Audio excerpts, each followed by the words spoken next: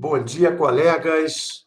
Bom dia, bom dia. Muito obrigado aos organizadores do CIPEM pelo convite para participar nessa mesa sobre um tema espinhoso nesse momento, não é? Mas muito necessário, não é? E também ainda mais diante, não é, do tema que a gente tem, né, desse CIPEM sobre a pandemia e sobre a educação matemática pós-pandemia. Um tema muito caro, não é? Um tema que eu tenho escrito, vários de vocês devem ter lido o artigo que eu escrevi no Educational Studies in Mathematics sobre a ampliação, não é, sobre a transformação da noção de seres humanos com mídias, com seres humanos com mídias, com lares, com vírus e a mudança na tecnologia. Mas a ideia aqui é a gente falar sobre o financiamento da pesquisa, não é? A área de ensino e desafios da pós-graduação.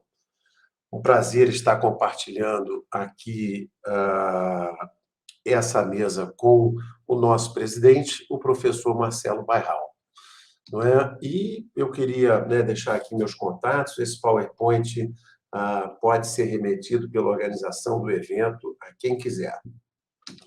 De toda maneira, eu queria começar dizendo, não é, para não ficarem me apresentando aqui ou tal, tem uma breve apresentação minha, uma breve apresentação aqui do Maurivan Ramos, professor da PUC do Rio Grande do Sul, e também da professora Ivanise Risati, da Universidade Estadual de Roraima e membro do REAMEC. Tá ok? Bom, certamente a gente vive esse momento, não é? 150 mil óbitos em outubro de 2020 e agora a gente já passando de 600 mil, embora no momento declinante. Certamente, não é? Nós tínhamos uma situação de Covid e, ao mesmo tempo, nós temos uma situação de ataque ao servidor público. Ataque ao servidor público em que a pessoa pensa no servidor público como aquele deputado, né, que ganha 33 mil, e não como agente de saúde que estava no foco da luta contra o Covid, aliado conosco. Nós temos, não é, uma série de questões, seja aqui no governo do Estado de São Paulo, seja no governo federal, questões muito ruins, atacando os direitos do funcionário público, aquele que trabalha o ano inteiro e tudo mais. E, obviamente, a gente tendo menos funcionário concursado, menos servidor público de verdade e mais gente não é indicada por um padrinho político e tal, a gente tem menos eficiência da máquina pública e mais, não é assim, aquele jeitinho, aquela coisa toda dos indicados dos deputados. É nesse cenário que nós estamos vivendo agora a situação da CAPES em 2021. A educação matemática teve pela primeira vez na minha pessoa aqui a coordenação da área de ensino ou da área de educação, e isso que era um motivo de júbilo para nós e tal, com a pandemia tudo ficou mais difícil. Mas a gente passou, e eu vou falar para vocês um pouco mais dessas dificuldades ao final. Mas eu queria antes dar um retrato dessa área de ensino, inclusive porque tem muita gente, a gente nota nos debates, que acha que apenas existe a área de educação. E a área de educação, na CAPES, não é, liderada pelo professor Robert Verheyen, da UFBA, não é, tem trabalhado, e nós temos a área de ensino. Elas são basicamente do mesmo tamanho, a área de educação mais antiga e com um número um pouco maior de programas, mas nós temos aqui também um número muito grande, 186 programas, alguns só com mestrado, quase nenhum só com doutorado e muitos com mestrado e doutorados. Então, nós temos esse quadro assim para você ter uma perspectiva da CAPES, não é? A área de ensino é, pois, uma área, não é assim, diferente, às vezes, da educação, pensando o tempo todo nessa pesquisa translacional, na pesquisa em que liga ensina a ciência básica, você entende? Construindo pontes entre conhecimentos acadêmicos e, no nosso caso, não é? A diminuição do sofrimento na sala de aula, a transformação da sala de aula que se dá pelas tecnologias digitais, pela etnomatemática, pela modelagem, por tudo isso, todo esse momento que a gente está tendo, e, em particular, que mudou muito com a pandemia e estará mudando agora, nesse momento híbrido que estaremos tendo agora de retorno. De toda maneira, eu queria que vocês notassem que em 2005 a área cabia numa sala, em 2015 ela já não cabe, e em 2017 aqui não está, e nossa última reunião em 2019 já era num seminário, num momento, num local ainda maior. Então, está aqui essa ideia que a gente está tendo. Estamos aqui em 2021. A gente era para estar fazendo algo como esse, mas a gente não vai estar fazendo esse ano aqui agora, não é um seminário como esse. De toda maneira, a gente tem que estar pensando o tempo todo que essa área de ensino ganhou um vulto nacional e é uma prova concreta da frase do patrono da educação. Se a educação sozinha não pode transformar a sociedade, tampouco sem ela a sociedade muda. Então, nós precisamos dela e precisamos da pós-graduação. A gente tem que pensar o tempo todo nessa frase do Paulo Freire e adaptá-la às nossas ideias. Então, quer dizer, ela é fundamental, mas a gente precisa de questões outras além, e ele já indicava isso. Nós precisamos valorizar o professor, nós precisamos ter uma qualificação muito importante para isso dentro da educação, nós precisamos ter prioridades e que eu tenho certeza que ele concordava naquela época e concordaria hoje, nos seus 100 anos de sabedoria, ele estaria dizendo muito de que a gente tem que superar as questões de desigualdade social que passam pela recuperação da infraestrutura das escolas, mas eu diria cada vez mais de uma equidade, de uma igualdade social de lares, entendeu? Então, a gente está com essa ideia que eu acho fundamental. A área, não é, começa oficialmente em 2000, 2001, é sempre uma polêmica sobre isso, mas, enfim, nessa virada do milênio, a gente começa aqui, então temos essa área inteira e a gente tem uma primeira fase como essa do começo da formação pela CAPES, a partir de uma crise com a área de educação e de outras questões e tal, é criada a área de ensino. E era uma área de ensino não é? A área de ensino uma área de ensino de matemática, de física, de química e biologia. E nessa segunda fase, a gente passa a ter, não é, uma área de ensino mais ampla, e que era para ser ensino de tudo, de inglês, de matemática, de tudo, mas acabou que os caminhos foram diferentes e vários dos programas em redes, como de física e tal, ficaram nas próprias áreas de física. É uma longa história, se vocês estiverem interessados, eu posso responder perguntas sobre esse assunto. Mas a gente tem, não é, essa terceira fase em que aí entra muito forte o ensino de saúde e a educação profissional, e a gente passa, embora tenhamos ainda o ensino de ciência e educação matemática como alicerce, nós temos poucos programas fora desses 4 blocos que vocês estão vendo aí na terceira fase. E a quarta fase a gente está entrando agora, não é? Alguns programas se fundindo, alguns fechando por falta de docentes e doutorados profissionais surgindo.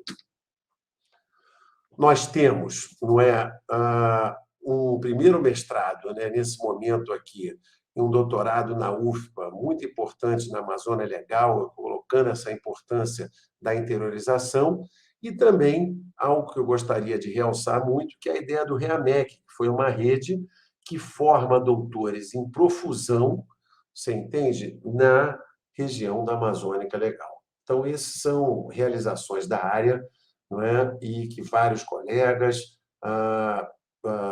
são responsáveis por isso ao longo desses 20 anos. Nós temos aqui, eu estou dando um pouco mais de ênfase para o REAMEC, porque eu gostaria de agora me deter também um pouco mais nessas questões que são os desafios e os problemas da área.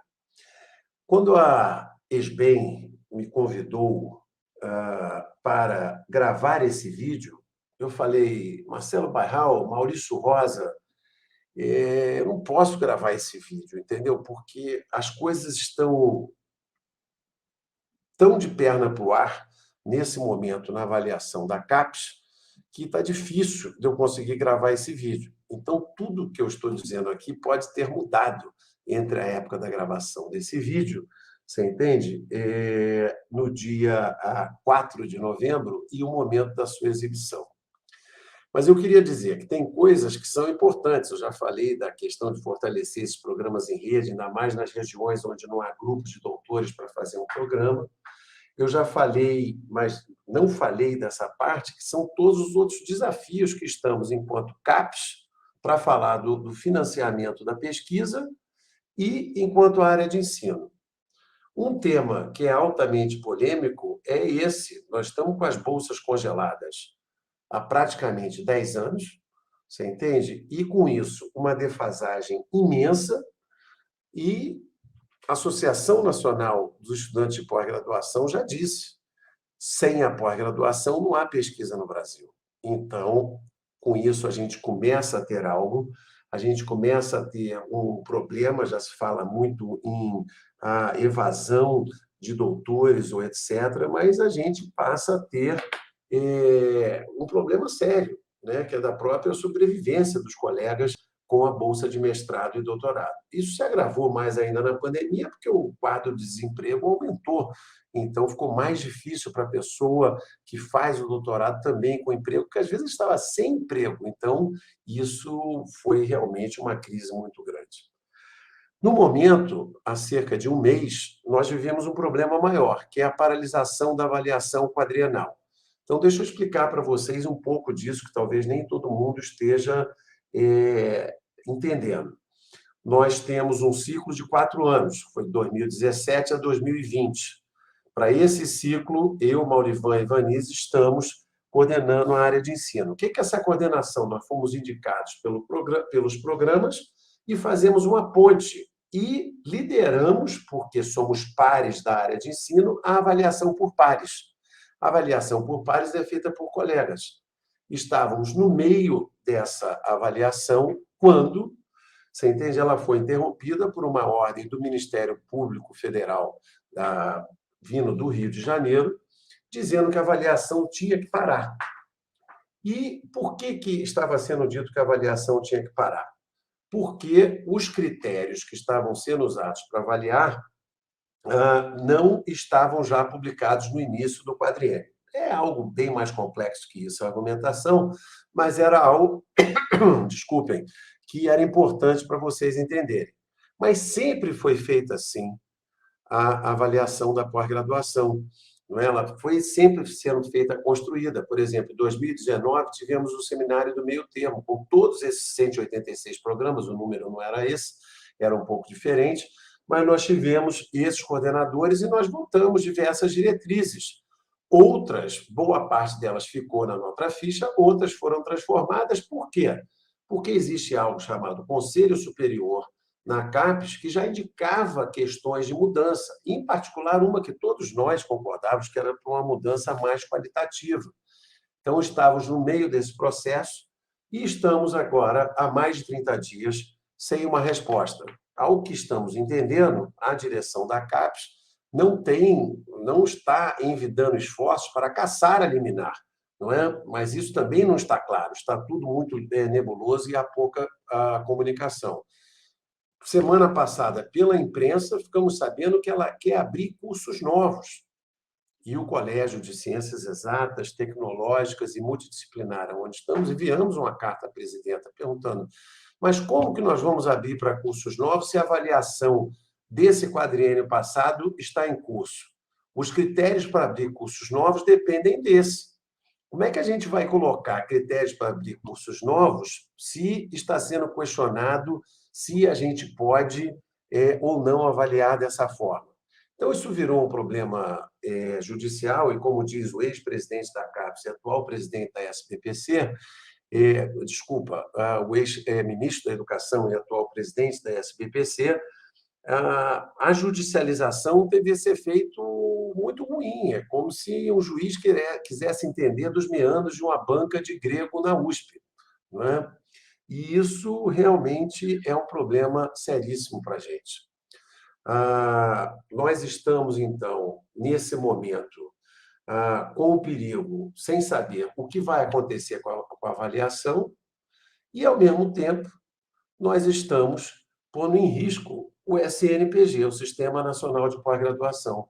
Porque como que vai ficar? A avaliação era para estar saindo agora, não é? Em outubro, novembro. Algum atraso, por causa do Covid, sairia em dezembro e tal. Com todo o esforço, vários colegas que estão aqui presentes no CIPEM, mas do país inteiro, de várias áreas, participaram das comissões e estavam no meio, sendo chamados para outras comissões. Como que nós vamos fazer isso agora? Não sabemos. E os programas continuam sem nota? Continuam com a nota antiga? Bom, para quem está com 6 ou 7 pode ser bom, para quem está com 3 ou 4 isso não é bom. Então, isso não é bom que permaneça esse programa dessa forma.